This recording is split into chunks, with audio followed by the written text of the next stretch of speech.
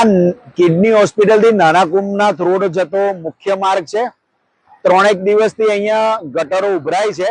ગઈકાલે ચિરંજીવભાઈને ટેલિફોનિક જાણ કરતા રૂબરૂમાં મળતા પણ ગઈકાલે કોઈ કારણોસર કામ ન થતા અને પાણી સતત આ મુખ્ય માર્ગ ઉપર વહે છે, ગંદા પાણી વહે છે અને રોગચાળાનો 100% સંભાવના છે। એટલે આજે સવારે ફરી ફોન કરતા તાત્કાલિક મહાનગરપાલિકાની ટીમ એમણે મોકલી આપેલ છે અને અત્યારે ગટર ચોખ્ખી કરવાની કામગીરી ચાલુ છે।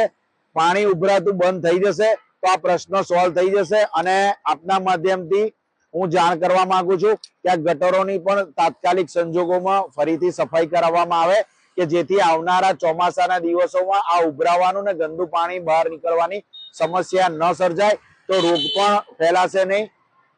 એટલા માટે આજે મહાનગરપાલિકાને મારી નમ્ર અરજ છે।